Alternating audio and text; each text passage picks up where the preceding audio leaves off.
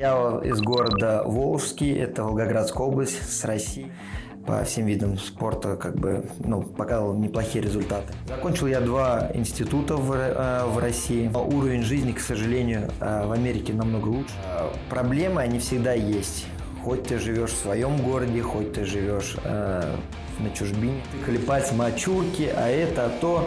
Говорит, сделай так 2 руки. И у меня палец вот так ушел, то есть он прям половина зашла сюда. Сам ногу вытащил его просто. Слушайте своих родителей, они говорят правду.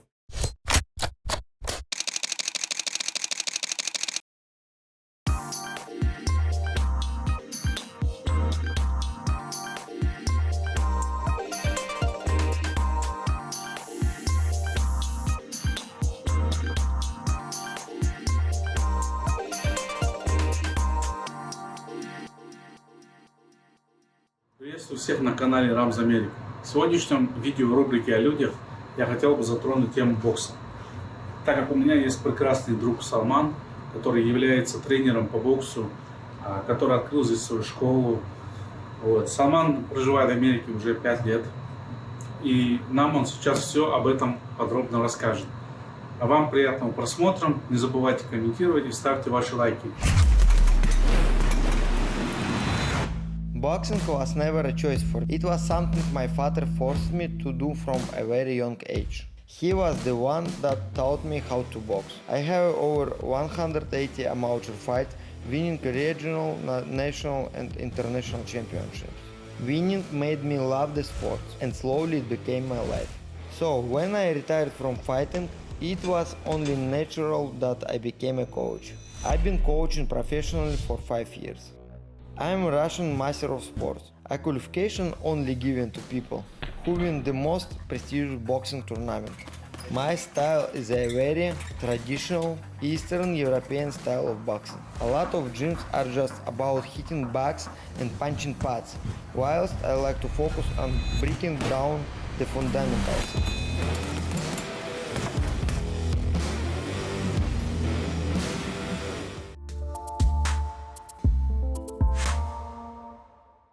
Салман, очень приятно оказаться у тебя здесь, в твоем в домашнем спортзале. Для того, чтобы зрители тебя получше узнали, мне хотелось бы задать какие-то вопросы. Давай начнем с того, как ты оказался в Америке. Но перед тем, как мы начнем про это, расскажи немножко о себе, где ты жил, с какого города, где ты учился, потом как пришел к боксу. Туда смотреть или сюда смотреть? Да, удобно. Меня зовут Салман, я из города Волжский, это Волгоградская область, с России. Всю жизнь прожил там, занимался тоже всю молодость с боксом, кикбоксингом, рукопашным боем. По всем видам спорта показывал неплохие результаты. Больше акцент, конечно, в жизни мы отдали боксу, так как меня тренировал мой отец. И, собственно говоря, у меня особо выбора не было, куда пойти. Мне сказали, надо туда, а мы как пионеры на все готовы, сказали, все хорошо. Конечно, были тяжелые моменты в жизни, то есть в плане того, что не хотелось заниматься, но так как у нас, у кавказцев нету выбора особо, так скажем, если отец сказал, то надо слушать, если хочешь быть, хорошим сыном, так скажем. И, собственно, я сейчас каждый день благодарю своего отца, что он меня заставил, что где-то я там много получал, хоть для Америки это очень дико, да, то есть, очень много было. Но сейчас я скажу так, я считаю себя одним из специалистов хороших, да, в данной индустрии, в боксе. Собственно говоря, с Волжска у меня все началось, и так постепенно мы тренировались. Кикбоксинг, бокс, еще раз повторю, все виды спорта так прошли, но бокс у нас остался навсегда в моей жизни. Где ты учился вообще там в Волжске? Я учился, естественно, школу, как и нормальный парень, я закончил все 11 классов, потому что у меня родители очень важное, очень должное внимание уделяли учебе, потому что если ты в учебе плох, то ты в спорте тоже будешь плохо, так как бы меня воспитывали. Закончил я 2 института в России, один международный юридический институт и одну современную гуманитарную академию по специальностям менеджмент менеджмент и юриспруденция. То есть не просто физкультурный обычный, да, там как у нас многие спортсмены на физкультурный факультет поступают. Нет, ну у нас как бы немножко вот так в сторону отошли, в юриспруденцию и в менеджмент. Вот, и у меня получилось 2 высших образования. Вот вообще, вот почему именно ты в спорт пошел? Как получилось, что именно ты выбрал этот вид спорта? Я не скажу, что я пошел именно в спорт, потому что я дрался в России там, до 22 лет, потом я устроился в администрацию, я работал 2,5 года в администрации, но все равно поддерживал, естественно, физическое свое состояние и уделял много времени спорту. И возглавил региональную общественную организацию у себя в городе по боксу. Вот, открыл у себя в городе спортзал, и где на данный момент времени продолжает тренировать мой отец, это его спортзал сейчас. Вот. То есть я делал лишь то, что душе было, ну, скажем так, ближе, да. И после приезда в Америку ты делаешь лишь то, что у тебя получается лучше всего. Вот и все. Сама, а как вот вообще ты решил вообще в Америку приехать? Ну что тебя на это побудило? Ну, в нашей жизни надо иногда принимать уверенные, смелые решения, да. Иной раз они бывают безумные, но данное безумство, я скажу так, хорошо, что побудило меня переехать в Америку. Сейчас я очень рад, что я живу здесь, потому что я увидел немножко другую жизнь. В России у нас хорошо жить, конечно, но менталитет у нас, ну, как сказать, не менталитет у нас, ментальность у нас хорошая, но уровень жизни, к сожалению, в Америке намного лучше, и поэтому с нашими возможностями, то есть то, что какое у нас есть внутреннее стремление, какой у нас есть стержень, я считаю, что мы здесь можем больше добиться, нежели в России. И каждый день кто-то уезжает отсюда, не выдерживает, кто-то. Это тоже испытание, и мне нравится просто по жизни испытания. И это данное испытание я прохожу, так скажем, с высоко поднятой головой. Где-то оступаемся, где-то падаем, но мы вновь встаем, так как мы спортсмены. У нас у спортсменов говорят, не важно, как ты упал, самое важное, как ты встал и продолжил идти. Сама, а вот расскажи, у тебя ты сталкивался с какими-то проблемами по приезду в Америку? Что-то случалось такое, что там с проблемой с получением документов, там, найти квартиру, там, устроиться куда-то? Я скажу так, проблемы, они всегда есть. Хоть ты живешь в своем городе, хоть ты живешь на чужбине, они всегда будут, но вопрос в том, что как ты их будешь решать. Для меня, допустим, не возникло никаких проблем, как многие это говорят. Да, это есть проблема. Ты без документов, ты иммигрант. Там, не знаю, языковой барьер. Я вообще, кроме того, как старт and game over, я больше ничего не знал, когда приехал в Америку. И то из игр с PlayStation, да, то есть я ничего не знал. Но как бы есть смекалка, да, и ты, если, еще раз повторю, если ты будешь там плакать и говорить, все потеряно, у тебя будет все потеряно. Но если ты оптимистично идешь вперед, и не важно, что тебе говорят no, но ты не понимаешь, что тебе говорят no, ты говоришь yes. То есть и для меня проблем не было. Единственное, конечно, в душе ты чувствуешь, что ты здесь чужой, да, но когда, я так скажу, когда я рос, я видел, допустим, как у нас Советский Союз, когда распался, как к моему отцу относились, да, то есть мы всегда шли, у нас там тыкали пальцем, чурки, это, то, ну, то есть такие моменты были, поэтому для меня это не было какой-то, большой трагедии. Если мне говорили нет, я шел в другой дом, и я стучался. Для меня поэтому не было проблемы ни снять жилье, ни взять машину. Если, я еще раз повторю, если у тебя есть какая-то цель, ты ее получишь, вот и все.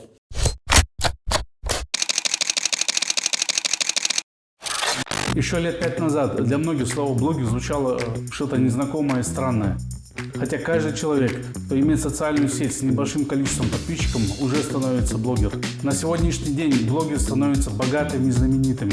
Интернет позволяет зарабатывать колоссальные деньги и работать на себя. Но к такой жизни нужно пойти через колоссальный труд. Брайт был создан для того, чтобы помочь блогерам и инфлюенсерам продвигать себя и свои услуги, наращивая большое количество подписчиков на свои каналы и параллельно зарабатывать вместе с различными брендами. Брайв работает с любых устройств. Начинайте зарабатывать удаленно и становитесь независимыми. Так как вам не нужен офис для того, чтобы зарабатывать на Брайве.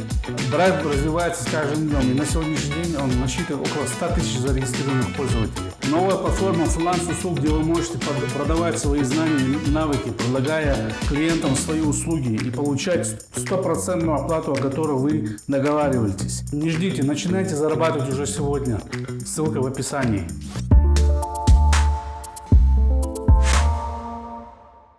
Салман, я бы хотел немножко сейчас отойти от темы этой иммиграции. Да. Все-таки ты спортсмен, Да. поэтому вернемся к спорту. И мне бы хотелось бы узнать, есть ли у тебя какие-то награды по спорту? Кубки какие-то, может? Да, конечно, у нас очень много кубков. Мы с братом тренировались. У меня есть родной брат. Он тоже мастер спорта по боксу. И то есть наше все детство прошло, как и в любых там семьях, да, на Кавказе, как его называют, в зале, где мы спарринговались, учились, навыки какие-то получали. То есть мы с братом очень много дрались, очень много, ну, в плане дрались на соревнованиях, много выигрывали. Много проигрывали тоже, я не могу сказать, что только мы выиграли. Нет, много проигрывали и набирались опыта. Поэтому кубков у нас очень много, медалей. Я являюсь мастером спорта по боксу, как и мой брат является мастером спорта. Также я являюсь кандидатом в мастера спорта по кикбоксингу. Я в 15 лет, спасибо отцу, он сделал так, что я выиграл первенство России, провел 4 боя, хотя многие не ожидали этого, но вот он меня дома подготовил. На стадионах я плакал, заставлял меня, но вот мы добились этого, и я выиграл первенство России по кикбоксингу.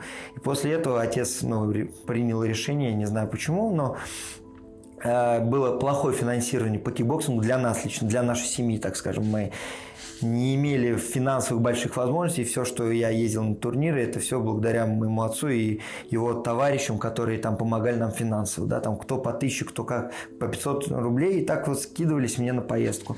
И также моему брату. Вот. И после кикбоксинга мы перешли в бокс, так как мы посчитали, не мы, отец посчитал, что это олимпийский вид спорта, и он намного более престижный. Вот мы перешли туда. И продолжили свою стезя в боксе, выполнили мастеров спорта. Брат, конечно, это ничего, мы могли больше, но это, я скажу так, это молодежи. Слушайте своих родителей, они говорят правду. Потому что я не послушал, где-то захотелось немножко поблатовать, так скажем, где-то захотелось погулять. И это привело к тому, что я дальше не пошел по спорту. Хотя я на сегодняшний день смотрю, что так как я тренируюсь сейчас по 2-3 раза в день, боксом, так скажу, болею, да, то есть я люблю тренироваться. Каждый день я не провожу день без тренировок. Если бы у меня было бы такое стремление, когда я был молод, и когда мне отец говорит «надо», я скажу так, я бы мог многого добиться. И если даже так скажу, если бы он был бы сейчас здесь, я бы здесь, в этом же возрасте добился многого. Мне 33 года, я бы добился сейчас многого с ним, только с ним, потому что он именно чувствует, знает, гоняет, убивает, и это приносит результат. Вот и все. И ты также по такому же методу тренируешься? Я честно сказать, там многие у нас очень любят, это особенно в Америке здесь развито. Я скажу, сейчас посмотрят YouTube многие, не будьте врунишками. Многие просто говорят, я придумал, я не придумал. Мы ничего не придумаем. В данный момент времени, в наше время, мы ничего не придумаем. Мы просто идем по системе, да. Ту систему, которую отец мне привил, которую он со мной тренировал, меня тренировал, я ее точно так же передаю сейчас ребятам. Я не говорю, что я что-то придумал. Просто я усовершенствовал что-то где-то. К примеру, я посмотрел у хоккеистов. Классное упражнение. Давай я дам ребятам. Либо посмотрел, не знаю, у фехтовальщиков, у шахматистов. В любом виде спорта. У нас многие боксеры любят так говорить. Мы боксеры, у нас лучшие упражнения. Да нет, мы не признаем это неправильно. Каждый вид спорта надо уважать, и из каждого вида спорта надо брать. Я скажу так, когда меня отец тренировал, это было смешно, но всякие стоечки, на кибодаче, чтобы ноги укреплялись, в фильме Брюс Ли, каратисты, еще что-то, скорость развивали, все вот оттуда было. Там посмотрел, тут посмотрел, и получилось так, ну, как бы, микс такой хороший для бойца получился. И сейчас кто, вот я скажу так, кто у нас проходит у моего отца в зале, нету такого парня, который придет в другой зал и ему скажет: о, ты где тренировался? Кто тебя учил этому? Это как ты бьешь? Как ты ногу поворачиваешь? Нет такого. Все скажут: блин, ну, классно боксирует. Ну, молодец. Все, только потому что дано, вернее, со всех видов спорта взято и дано вот нам. И я также сейчас передаю ребятам, и ребята все довольны, что... Потому что в Америке немножко другая система тренировок. Тебе дают скакалку, на, разминайся. Я именно веду, как у нас там, в Советском Союзе было, да, то есть общая круговая тренировка, общая разминка, общие пары, задания, отработки, спарринги, все. И это, я считаю, что достаточно лучше, чем здесь в американских залах. И это мое личное мнение. Салман, а вот у тебя вот какого слоя люди обычно вот к тебе приходят на тренировки? У тебя наверняка есть люди в возрасте уже, которым там, ну, за 40, наверное, лет, или там, которые как бы и физически, может быть, по состоянию здоровья не очень здоровые. Бывает такое? Что очень приятно, так скажу, осознавать, что ко мне приходят разные категории людей. И спортсмены, и начинающие, и люди, которые имеют какие-то заболевания, да, в плане заболеваний, там нельзя много двигаться. Но я хочу, то есть мне нравится. То есть у меня есть абсолютно разный контингент людей, и начиная от 15, даже 4-летнего мальчика однажды тренировал, да, там, вот. Со всеми общий язык очень хорошо нахожу, и каждому человеку у меня абсолютно индивидуальный подход. То есть я не могу сказать, вот у меня тренируются, да, в группе порядка 30 человек, ни одного нету, который вот ты должен так боксировать, потому что я, не знаю, я так боксирую. Нет. У каждого разное. Я за свою жизнь, слава богу, провел много боев с разными соперниками. Большой, маленький, короткий, сильный, быстрый. То есть каждому я даю вот такую технику, тактику. И я что хочу сказать, что взрослые люди со мной тренируются, есть и американцы. У меня английский не в совершенстве, да, то есть мой английский — это уличный английский, я так скажу, street language, да, у меня. Вот. И люди, которые со мной однажды позанимавшись, они хотят вернуться ко мне. И это мне очень приятно. И бывает очень много людей, которые приходят от других тренеров ко мне и у меня остаются.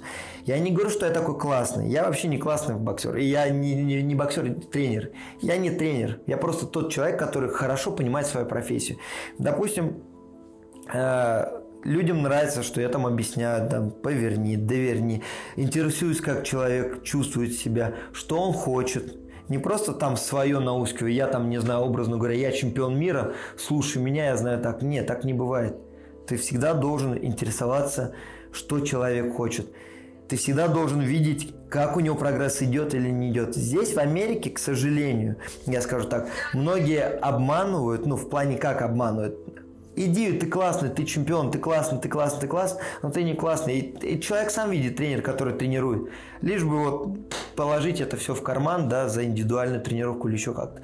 У меня самый главный плюс, и это мне нравится, что тренировочный процесс и тренировки для меня – это лишь мое хобби, это не мой основной вид деятельности, заработка. Потому что, когда ты углублен в этой профессии как заработок, ты хочешь любым путями, не знаю, сгрызть, обмануть, что-то сделать, лишь бы положить себе в карман. Мне не так. Нету денег, ничего страшного, приди, в следующий раз заплати. Лишь бы научился, и ты получил моральное удовлетворение. И у меня, я скажу так, я стал тренировать буквально с февраля, с марта месяца здесь. И у меня уже порядка, так я скажу, 100 человек через меня прошло. Для меня это результат, я скажу так. Ты все-таки, вот, у тебя такая карьера в боксе.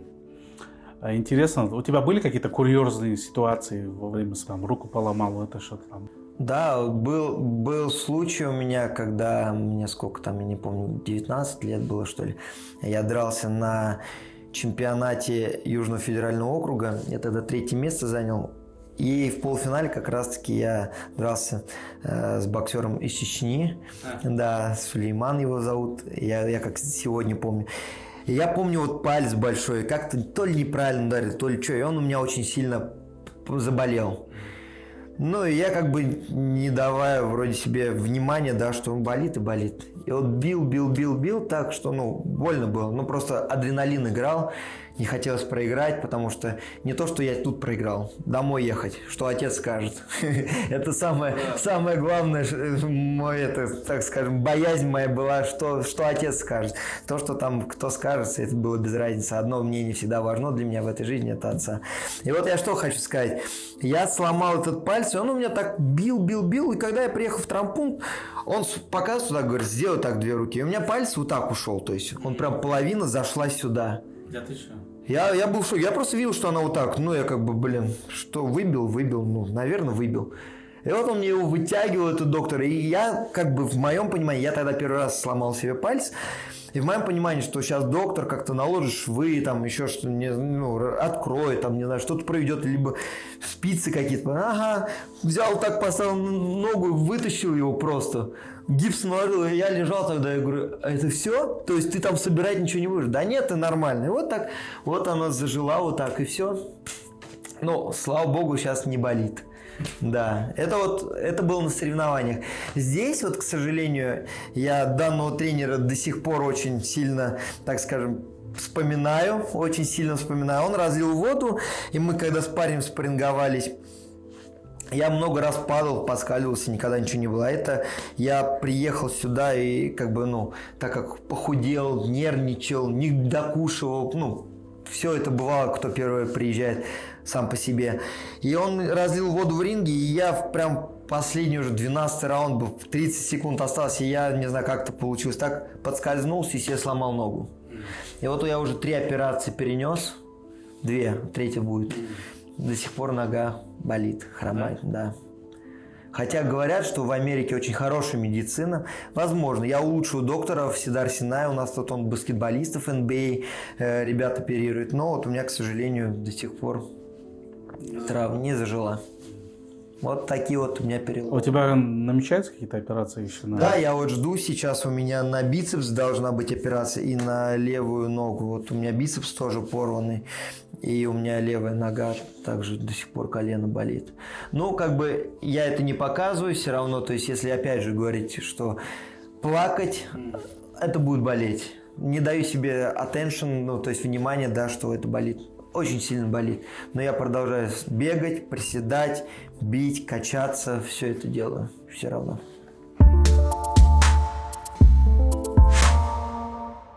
А что вот для человека, который хочет только научиться боксу, самое сложное в этом? Вот с чего ему сложно начинать обычно? Во-первых, самое сложное, я скажу так, это попасть в правильные руки. Это самое сложное. Потому что и я также делал много ошибок, да, когда, ну, отец меня передавал там, ну, тренерам, типа, дальше для продвижения. Я видел, открыл рот и доверял людям, ну, и немножко, ну, становился хуже, я так скажу, да, но были такие моменты. Здесь что? Самое главное, опять же говорю, попасть к правильному педагогу. Есть педагог, который тебя как загипнотизирует, да, и ты будешь делать все то, что надо. Потому что он правильно тебе донесет, он объяснит, что тебе это надо, к примеру, или еще что-то.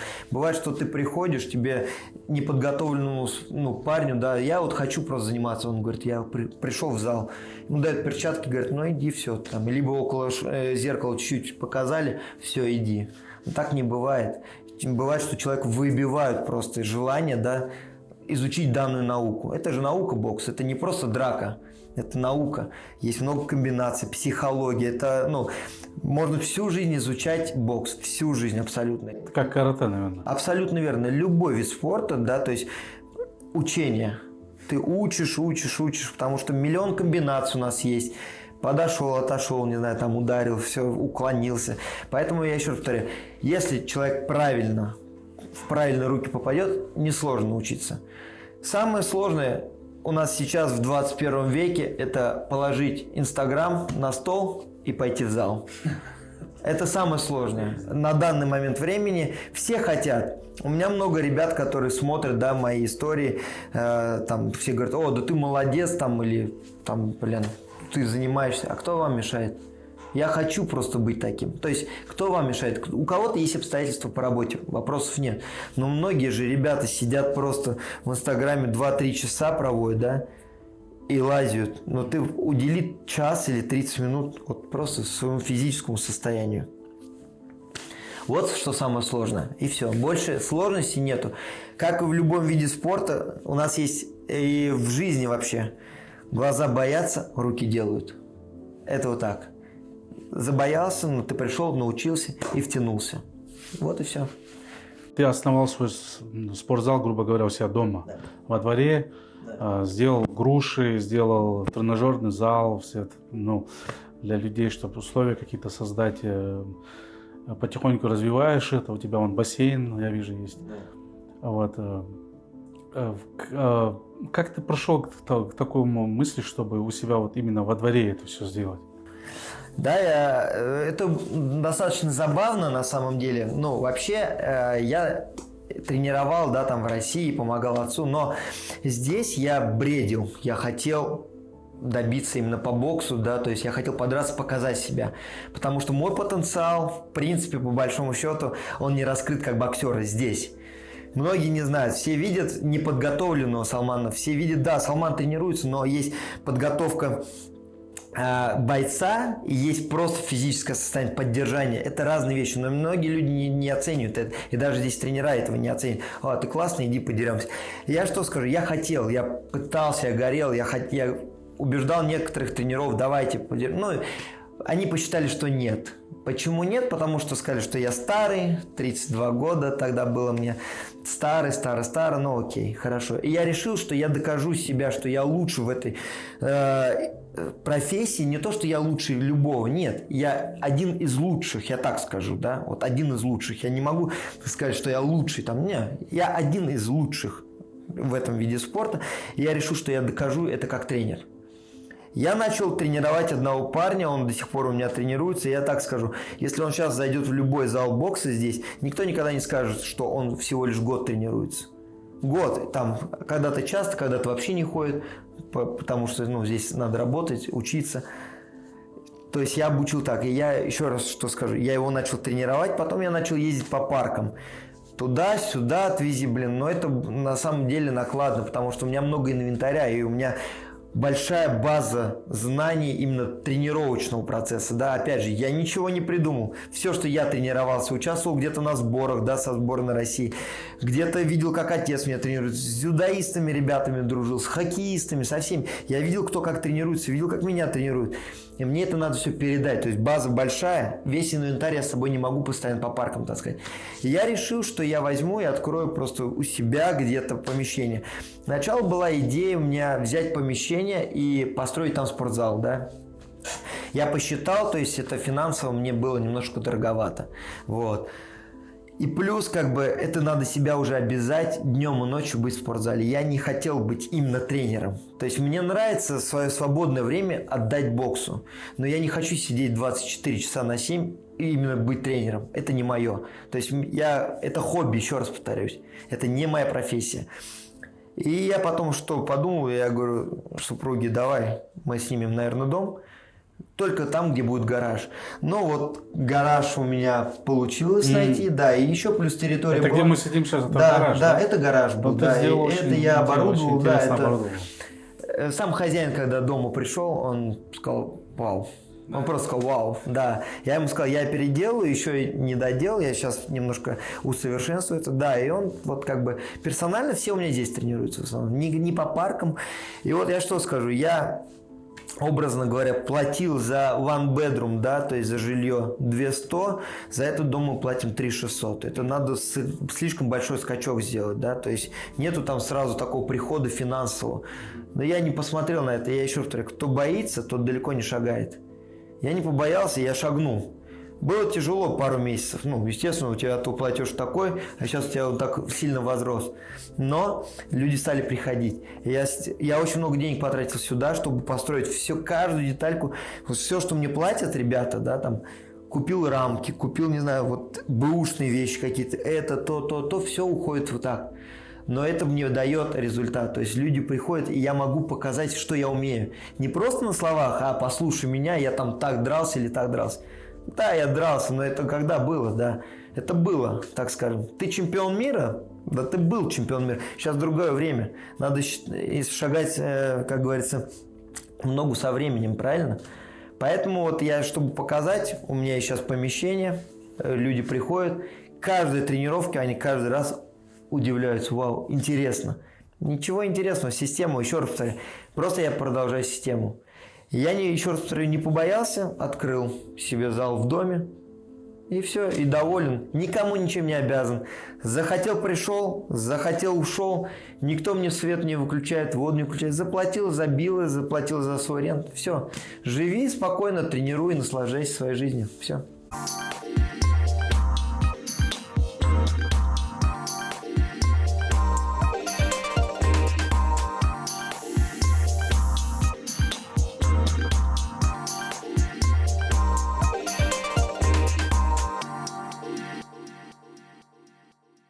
Тамам, я знаю, что у тебя бывают люди даже, которые там продюсеры, работающие в Голливуде, там какие-то более такие люди, которые работают в сфере индустрии, кино там или разных таких направлений. Есть такие люди, да, у тебя? Да, у меня есть пару ребят, ходят у нас на массовке, да, актерами там пытаются быть. Есть один человек, который именно продюсер, и он еще и пишет это кино. Буквально недавно у него была презентация в Великобритании, то есть в Англии, да, у нас он ездил. Вот. Представил свой фильм, и что самое интересное, мы занимались с ним уже почти, сколько я с ним занимаюсь? Наверное, месяцев 5. И, ну, как бы, снимаешь фильмы, снимаешь, ну, как бы, я его тренирую. Мой английский плохой, он говорит, it's okay. Типа, говорит, я тебя понимаю, мне достаточно твое движение, я понимаю. Ну, как бы я с ним разговариваю, естественно, я хочу говорить, так скажем, литературными выражениями, да, на английском, ну, так как база маленькая. Но не могу, но он все равно за мной держится, и я что хочу сказать. Мы с ним столько времени тренировались, он все время мне говорит, да, у меня кино, я снимаю. Сейчас буквально недавно он поехал в Англию представить фильм, и у него, оказывается, фильм называется «Boxing Day». Это было забавно. Я ему говорю, Мэтью, ты почему мне ничего не сказал? Что я, говорю, тебе скажу? Да, я про боксера сниму. Вах, ничего себе. Ну, очень так прикольно получилось. Да, и то есть, вот он выходит, у него фильм сейчас на Амазоне, буквально вчера вышел. То есть каждый сейчас человек может посмотреть, да, я тоже хочу, я все ждал, вчера у меня тренировок много было, сегодня хочу обязательно посмотреть, ну, этот фильм, очень крутой какой-то фильм, ну, даже не то, что, может быть, он для кого-то не крутой, для меня он крутой, потому что тот человек, который со мной рядом находится, он создал это, и вот они тренируются, и вот он постоянно говорит, что, блин, ну, мне повезло, что я с тобой тренируюсь. Это забавно звучит, я смеюсь, когда я это слышу. Я говорю, блин, тут столько всех, ну, тренеров. Он говорит, ну, мне нравится твоя школа, я хочу с тобой тренироваться. Ну, это окей, давай. Ну, вот как бы есть такие, ну, такой вот парень, да, у меня. Не парень, мужчина, как он парень? Мужчина уже, да. А вот мне вот просто интересно, вот эти люди, которые вот проходят вообще с другого, как бы, там, направления, например, которые работают столько, ну, уже в возрасте, наверное, да. Люди, они, которым там за 30, наверное, уже не так развиты по физическому там телосложению. Вот как им тяжело, вот насколько им сложно бывает войти и с тобой, вот когда ты их заставляешь тренировать, войти в этот? Или они ленятся? Я скажу так, лень мы всегда можем преодолеть. Самое главное сделать первый шаг. Первый шаг, когда ты делаешь, второй уже идет нормально. Второй сделал, уже покатилось, так скажем. Есть у меня ребята, да, которые мужчины, которые, в принципе, перестали заниматься уже там 10-20 лет, я не занимаюсь. Вот я их встречаю, я в молодости тренировался. И мне что нравится, то есть я им даю какой-то заряд энергии, да, и они хотят еще, то есть им мало. И они такие как будто ненасытные. А давай еще, а что у нас уже тренировка? Он устал, у него уже язык свисает. Но он все равно, он говорит, а что, все? А давай еще. О, как сегодня было классно. И возвращается. И что самое интересное, и русскоязычные, и американцы, и арабы у меня есть. И все, блин, так классно, все. То есть я, скажу так, я даю ему почувствовать не то, что он приходит боксом занимается. Вот как мужчина уверенность свою чувствует, вот когда он бьет, он у него получается какой-то, он адреналин испытывает, да, и я даю этот адреналин ему. И вот они возвращаются, и им очень нравится. Есть девушки, которые со мной тренируются, да, там. Кто-то просто хочет кардио, да, кому-то нравится побить, кому-то нравится именно, ну, я бы хочу вот бокс именно изучить. Кто-то говорит мне, научи меня, потому что там, ну, на улице что-то бывает для самообороны. Я сразу говорю, вот эти фантастические трюки, которые там показывают, убрал, забрал подсечку, сделал, упал, но такого не бывает. Я вот всегда говорю, я тебя потренирую, да, чтобы ты максимум могла там ударить кого-то. Но не буду врать людям, да, я говорю, я тебе посоветую, сходи, купи перцовый баллончик, пусть он у тебя в сумочке будет, это самая лучшая защита. Да, ты ходи, занимайся, но против мужчины, женщине трудно постоять, да, но женщине я позволяю просто чувствовать себя, то есть она тоже адреналин испытывает, выплескивает эту энергию. И так как мы живем здесь в Америке, я скажу так, большинству людей, кто ленится, им необходимо приходить сюда, ну, не ко мне именно, в любой зал, спортзал, бить, выплескивать эту энергию. Объясню почему. Потому что у нас здесь, в Америке, мы не можем говорить плохие слова. Ну, говорят люди, но в основном все держат в себе. Энергия негативная, она у себя копится, копится, копится. Из-за этого люди, ну, болеют, не знаю, потому что много негатива, да, ее надо выплескивать, отдать так, чтобы потом с людьми уже он негативно с собой разговаривает, так, на него махнул и все. Не так, что там кидаться, ругаться. У нас вышел в России из подъезда, тебя уже обматерили или еще что-то. Если хорошо обматерили, облили водой, не знаю, еще что-то, что смотришь, что не смотришь. Здесь такого нет, слава богу, да, но... И там много у нас таких ситуаций, получается, нехороших. Слава богу, здесь нету, но так как мы это копим в себе, надо это выплескивать. Только через физическую усталость. Руками ты побил, покачался ты, побегал, но надо это делать. Вот это для всех лентяев, кто ленится, я скажу так, занимайтесь спортом, неважно каким, теннисом, бадминтоном. Надо выплескивать эту энергию обязательно. Какого возраста ты примерно понимаешь людей для тренировок? Я принимаю абсолютно с любого возраста. Я, как ранее говорил, у меня был мальчик, которому 4 года, да, но 5 шел уже. Тяжело с детьми заниматься, я скажу так. Им групповыми это хорошо. Но я сейчас групповыми не тренирую детей, потому что это хорошо, что я с ним занимался. То есть я видел, что я немножко другого формата тренер. Есть тренера, которые, типа как в яслях, там поиграйся туда-сюда. Нет, я именно хочу такой бойцовский экспириенс, да, то есть опыт передать. Поэтому я у меня сейчас ребята есть, которые в группе тренируются 15 лет, 16 лет и туда дальше пошли. Возрастные есть тоже. То есть с 15 лет нормально в группе с ребятами тренироваться. А так я, опять же говорю, я с любого возраста принимаю, если это индивидуально. Но групповые только для взрослых. Девушки, мужчины, только для взрослых. В каждой группе по сколько человек у тебя будет? У меня вообще сейчас, на данный момент времени, у меня одна группа всего лишь. 2 у меня группы. Есть ребята, которые вторник, четверг тренируются, они 5-6 человек друзьями собираются, и они говорят, вот мы хотим, чтобы ты нас тренировал. Окей, я их тренирую. И моя основная группа – это понедельник, среда, пятница, мы в 7 часов тренируемся. Порядка 30 человек у меня есть, но так как люди, кто-то пришел сегодня, завтра не пришел, и постоянно у меня в районе 10 человек, 8-10 человек минимум у меня есть, то есть приходят. Так их вообще одна группа из 30 человек состоит, но так как кто-то приходит, кто-то не приходит, вот такая цикличность идет, то у меня постоянно 10 человек пока. Потому что я здесь, я скажу так, я начал тренировать буквально с июля месяца здесь. У себя. Я переехал в мае, и я открыл зал в июле именно. 18 июля моя первая тренировка была здесь групповая. И я скажу так, из 2 человек доросло до 30, и тотал прошло уже 100 человек через меня.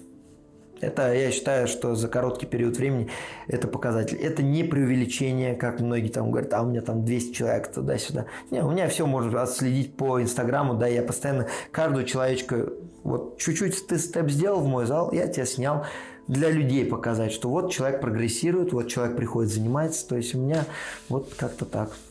Салман, а ты помимо спорта, у тебя бывает такое время, когда ты решил, все, я хочу уйти там в отдых, отдохнуть там на недельку, куда-то уехать, куда-нибудь смотаться. Бывает, вот куда-то вы там с женой куда-то выезжаете или как-то отдыхаете где-то? Да, бывает такое желание, я скажу так, бывает желание поехать куда-то, да, мы выезжаем, но я больше одного дня отдыхать не могу. Да. То есть я отдохнул один день, и все, я иду что-то делать. Мы едем куда-то, не знаю, в резорт, мы едем в какой-то отель, мы куда-то, я всегда иду в спортзал. Один день я могу отдохнуть, да, я не буду тренироваться, но второй день меня уже все само тянет. Я даже с собой форму не беру. Я специально, бывает, форму не беру, и все равно нахожу спортзал, иду, не знаю, потом постираю и иду занимаюсь. То есть такого нет, я не могу отдыхать. То есть я человек, я не скажу, там, я там человек энергия, но я не могу сидеть на месте, мне надо движение. То есть я считаю, что наша жизнь – это движение, да, то есть и надо постоянно двигаться, что-то, что-то делать. Я не такой, скажем, пассивный человек, который может лежать на бассейне, да, там, чилать, как это называется сейчас.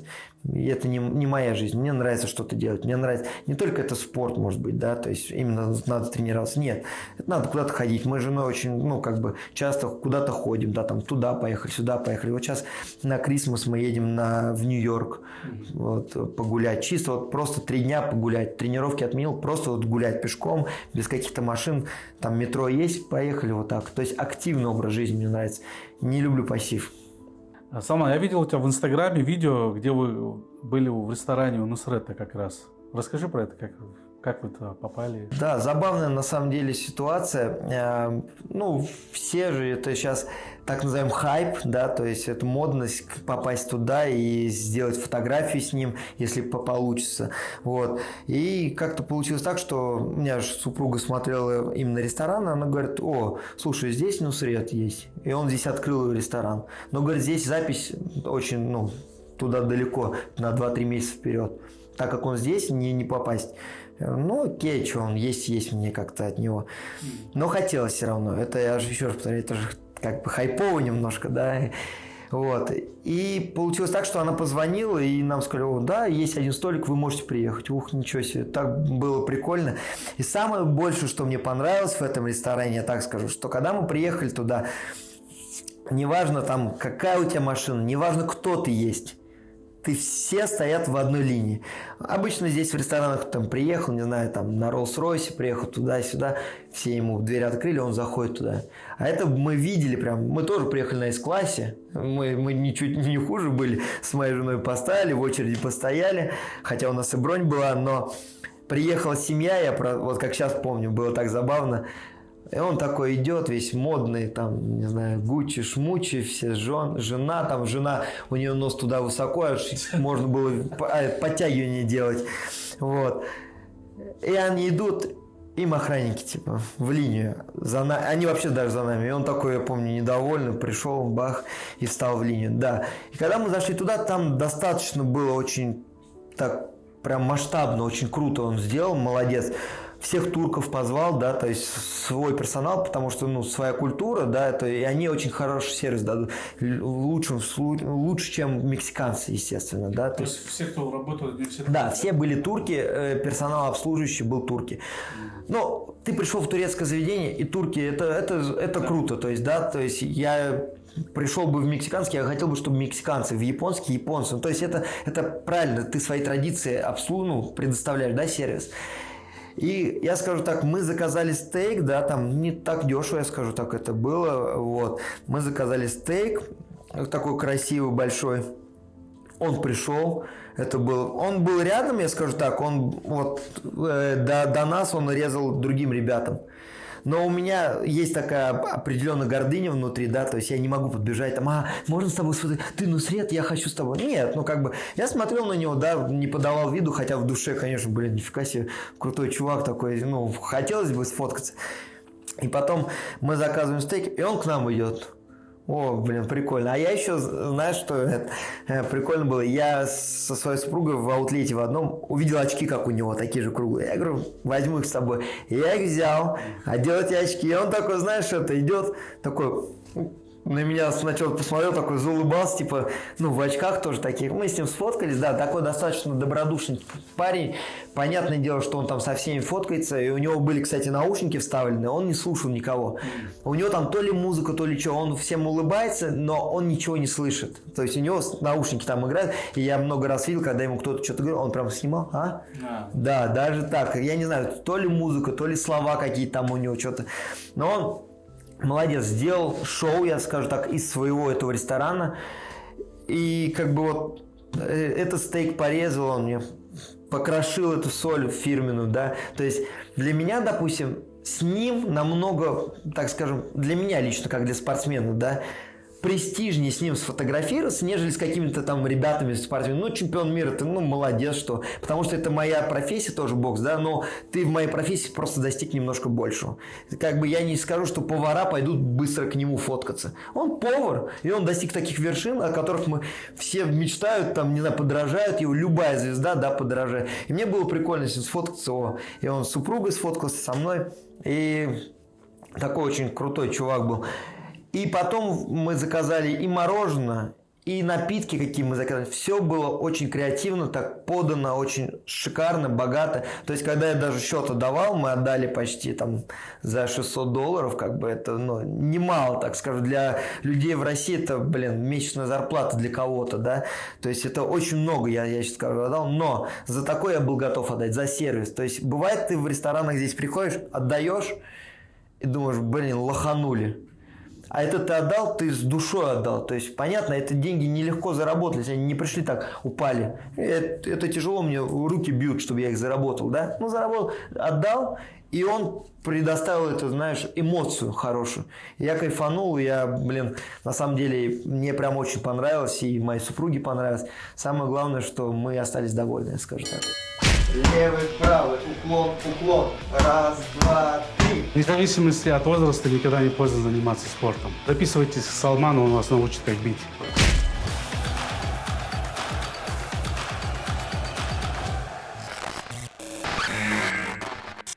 Салман, а вот независимо от того, что ты вот сейчас у тебя направление, ты и спортом, и людей тренируешь, и свой бизнес открыл. Еще есть какие-то у тебя мечты, какие-то желания здесь вот что-то сделать или как-то? Блин, на самом деле, я скажу так, наши человеческие возможности, они очень велики. Все, что мы хотим, мы творцы сами, мы делаем это сами, да, то есть я так скажу. Самое главное, пусть Всевышний даст здоровья, больше ничего. Остальное мы все сами сделаем, построим и все. У меня есть... Ну, как бы у меня есть счастливая семья здесь, да, то есть я семейный человек, мне очень все нравится, все хорошо. Единственное, конечно, родители бы сюда поближе. Все, так как у нас очень сильный барьер сейчас приехать с Российской Федерации сюда, да даже не с Российской Федерации, со стран СНГ очень тяжело в Америку попасть. И максимально сейчас закрывают все дороги, да. Вот единственное, что не хватает семьи, то есть именно семьи. А так как свою семью я здесь построил, я очень счастлив, иду медленными шажками к успеху, так скажу. Очень много было падений, болезненных падений, но мой фейс, как говорится, всегда вот так прямо смотрит. И никогда никому здесь, в Америке и в России, я не могу сказать, что я там что-то плохого сделал или еще что-то, или опустить свой взгляд вниз из-за того, что плохое, ну, что стыдиться, да, чего-то. То есть я как упал сам, так и поднялся сам. Очень, я скажу так, Америка очень раскрыла мне людей, для меня лично, да, очень сильно раскрыл. Кто говорит красиво за столом, еще не факт, что сделают на деле. Америка мне показала, кто может, кто не может. И это очень хорошо. То есть я большую школу жизни здесь прошел, поэтому успех, он по-любому будет скоро. Поэтому я скажу так, если вы задумали быть успешным, богатым, счастливым, вы будете им. Если вы будете постоянно сидеть, оправдываться, а у меня не получается, потому что вот это, а у него лучше, потому что у него то, или сколько у него там, и так всю жизнь и пробудет. А если будешь считать свой карман, смотреть, насколько ты здоров, насколько ты хорошо выглядишь, насколько твоя семья счастливая, так и будет. Ты будешь это делать. Вот и все. Так что мы будем успешными людьми. Салман, спасибо, что ты пригласил меня к себе в Вообще приятно было оказаться у тебя здесь. Я очень давно я знал, что у тебя есть тренировочный зал. Так интересно было увидеть, посетить. Сейчас вот меня пригласил, и я вот все-таки тебя увидел, пообщались. Так что спасибо за это интервью тоже. Тебе спасибо большое, что ты пригласил меня на это интервью. Я лишь рад поделиться маленькой своей жизненной историей, да, то есть все, что сейчас есть, это еще не финишная, как говорится, прямая. Мы потихонечку расстраиваемся, мы потихонечку какую-то реновацию делаем, да, то есть мы дальше, вот сейчас ты снимешь этот зал небольшой, и через некоторое время это будет совершенно другой зал, и здесь будет больше боксеров, и мы посмотрим через год, как это вообще получилось, и сколько сейчас, какой, вернее, результат у нас есть после нашей встречи. Вот. Ну тогда через год я сниму тебя еще интервью. Да, было бы хорошо. Спасибо большое.